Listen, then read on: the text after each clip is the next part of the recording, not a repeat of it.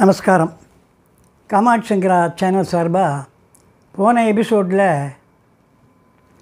ஹரியும் சிவனும் ஒன்று தான், வேதம் ஒன்றும் இல்லை அப்படிங்கிற ஐக்கியத்தை நமக்கெல்லாம் உணர்த்துகின்ற வகையில் நம்ம தேசத்தில் பல கோவில்கள் இருக்குது. அது அநேகமாக நிறைய பேருக்கு தெரியாத ஒரு கோவில் திருப்பாற்கடல். அந்த கோவிலில் ஒரு விஷ்ணு பக்தருக்கு பகவானே வந்து விஷ்ணுவை தரிசனம் பண்ணி வச்ச அதிசயத்தை பற்றி மகாபெரிவா சொல்லியிருந்ததை பற்றி பார்த்தோம். இப்போ இந்த எபிசோடில் மகாபெரிவா என்ன சொல்கிறா, ஆசை தான் எல்லா அனர்த்தத்துக்கும் காரணம். ஆசைங்கிறது காமம். இந்த ஆசையிலேருந்து, காமங்கிற ஆசையிலேருந்து நாம் விடுபட்டு இருக்கணும்னாக்க அதுக்கு நாம் யாரை பிடிச்சிக்கணும், யாருடைய கிருபா கடாட்சம் இருந்தால் நம்ம அதுலேருந்து மேல முடியும். இந்த ஆசை காமத்திற்கு காரணமானவர் யாருன்னு கேட்டால் மன்மதன். காமன்னே பேர் அவனுக்கு. அந்த மன்மதன் யாருக்கெல்லாம் கட்டுப்பட்டவன். நாம் யாரை கட்டியமாக பிடிச்சிண்டா நாம் மரண ஜனனம் இல்லாத மோட்சத்தை அடையலாம், நல்வாழ்க்கையை பெறலாம் அப்படிங்கிறத பற்றி தெளிவாக மகாபெரிவா சொல்லிருக்கா. அதை தான் இந்த எபிசோடில் பார்க்க போகிறோம்.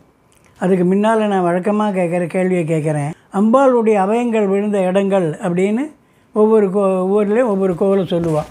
காஞ்சிபுரம் காமாட்சி கோவிலில் அம்பாளுடைய எந்த அபயம் விழுந்தது, இதுதான் கேள்வி. இதுக்கான பதிலை எபிசோடு முடிவில் சொல்கிறேன். சரியாக இருக்கா பார்த்துங்கோ. இப்போ எபிசோட்டுக்குள்ளே போகலாம். மகாபெரிவா என்ன சொல்கிறா, நம்முடைய ஆசைங்கிற காமந்தான் எல்லா அனர்த்தத்துக்கும் காரணம்.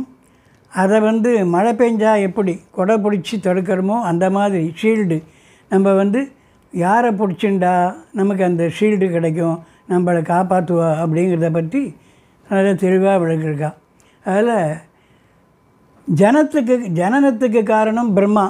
அந்த பிரம்மா விஷ்ணுனுடைய புத்திரர்.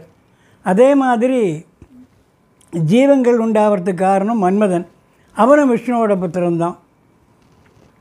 அப்படி இருக்கும்போது விஷ்ணுவை நாம் தொழுதா நமக்கு இந்த ஆசை காமத்திலேருந்து விடுபட முடியுமா அப்படிங்கிறது ஒரு சந்தேகம் ஏற்படும். விடுபட முடியுங்கிற பெரியவா. எப்படின்னு கேட்டால், விஷ்ணு அவளுக்கு பிதாவாக இருக்கிறதுனால, தகப்பனாக இருக்கிறதுனால விஷ்ணுக்கிட்ட இருக்கிற மரியாதையினால் காமன் ஒதுங்கி போயிடுவான் அப்படின்னு சொல்கிறா. ஆனாலும் காமன் விஷ்ணுக்கிட்டே தன் கைவரிசை காட்டின ஒரு விஷயத்தையும் சொல்கிறா. விஷ்ணு நரநாராயணர் அப்படின்னு 2 ரூபம் எடுத்துட்டு பத்ரிகாசிரமத்தில் தபஸ் பண்ணிட்டு இருந்தார். நரன் ஒரு பக்கம் பண்ணியிருந்தார், நாராயணர் இன்னொரு பக்கத்தில் கடுமையாக தபஸ் பண்ணியிருந்தாவா. இப்படி தபஸ் பண்ணால் இந்திரனுக்கு பிடிக்காது. அவன் தன் பதவிக்கு ஆபத்து வந்துடுமோன்னு பயம் வந்துடும். அதனால் அவன் என்ன பண்ணுவான், தேவலோக ஸ்ரீகளை அனுப்பிச்சு அவள் தபஸை கலைக்கிறதுக்கு ஏற்பாடு பண்ணுவான். அப்படி தான் நரநாராயணர் பத்ரிகாசிரமத்தில் தபம் பண்ணும்போது தேவலோக ஸ்ரீகள்லாம் நரன் முன்னால் நடனம் ஆட ஆரம்பித்தா. நடனம் ஆடி தபஸை கலைக்கிறதுக்கு முயற்சி பண்ணான். அப்போ நரன் என்ன பண்ணார், கண்ணை திறந்தார். அவர் கோபம் வந்துடுத்து. ஹோம் அப்படின்னு ஒரு சத்தம் கொடுத்தார். அந்த சத்தத்தில் அப்படியே புயல் அடித்த மாதிரி அந்த நடன ஸ்திரீகளையும் தள்ளிட்டு போய் விட்டுடுது. அவள் உயிருக்கு பயந்துட்டு ஓடி போயிட்டா. ஓடி போய் தள்ளி போய் கொஞ்சம் தூரத்தில் விட்டுடுத்து. அவள் பார்த்தா பயிற்சா தப்பிச்சா போகிறோன்னு. அங்கே பார்த்தா நாராயணர் தபஸ் பண்ணிருக்கார். சரி, இவர் தபஸை கலைக்கலாம்னு சொல்லிவிட்டு அவர்கிட்ட போய் நடனம் ஆடினாலாம். அப்படி நடனம் ஆடும்போது நாராயணர் என்ன பண்ணார், கண்ணை திறந்தார். ஆனால் அவர் கோபப்படலை. அவர் சிரிச்சுண்டே தன் தொடையை தட்டினார். அவர் தொடையை தட்டின உடனே அவர் தொடையிலேருந்து எழிலார்ந்த ஒரு பெண், இப்படி ஒரு அழகா அப்படின்னு சொல்ல முடியாது ஒரு பொண்ணு வந்தாள். அதை பார்த்த உடனே அந்த தேவலோக ஸ்ரீகளாம் அவமானமாக போயிடுது. இப்படிப்பட்ட ஒரு அழகியை தன் உடம்புலேயே வச்சுட்டுருக்கார், இவர்கிட்ட போய் நம்ம கைவரிசை காட்ட முடியாதுன்னு எல்லாம் ஓடி போயிட்டா. அவர் தொடையிலேருந்து வந்தவளுக்கு ஊர்வசின்னு பேர். ஊருன்னா தொடை, அந்த தொடையிலேருந்து வந்ததுனால அவருக்கு ஊர்வசின்னு பேர். இப்படிப்பட்ட எழெல்லாம் தன் உடம்பில் வச்சுட்டு இருக்கிற அந்த நாராயணரானவர் எந்த விதமான சலனமும் இல்லாமல் பவித்திரத்தோடு தபஸ் பண்ணிட்டு இருக்கார். அதனால் அவர்கிட்ட காமன் வந்து நெருங்க முடியாது. அத்தோட அவர் தான் பிதாங்கிறதுனால அவர்கிட்ட அவன் நெருங்க மாட்டான். இருந்தாலும் கைவரிசையப்பட்டு காட்டுறதுக்கு பார்த்தாங்கிறதுக்கு இந்த ஒரு சம்பவத்தை சொல்கிறது உண்டு. அதோடு அவன் யார்கிட்ட பயம்னா ஈஸ்வரங்கிட்ட பயம். சிவனை கண்டா காமனுக்கு பயம். ஏன்னா காமதகனன்னு அவனை எரிச்சதே சிவன் தான். அதனால் அவர்கிட்ட நெருங்க மாட்டான் அவன். சிவன் அவனை எப்படி எரித்தார்? நெத்திக்கண்ணால் எரித்தார். அந்த நெத்திக்கண்ணில் ஒரு பாதி யார்? அம்பாள். அம்பாள் தான் காமனை எரிச்சவோ. ஏன்னா ஒரு பாதி தேவல் தானே. அதனால் காமத்தை எரிச்சவோ அம்பாள் தான். அந்த காமனுக்கு வந்து ஜென்மா கொடுத்ததும் அம்பாள் தான். அதனால் அழிக்கிறதுக்கும் படைக்கிறதுக்குமான சக்தி அம்பாளுக்கு இருக்குது. அதனால் காமன் வந்து அம்பாள்கிட்ட கட்டுப்பட்டவன். அவனை அழிக்கவும் முடியும், அவனை வந்து உயிர்ப்பிக்கவும் முடியும் அம்பாள்.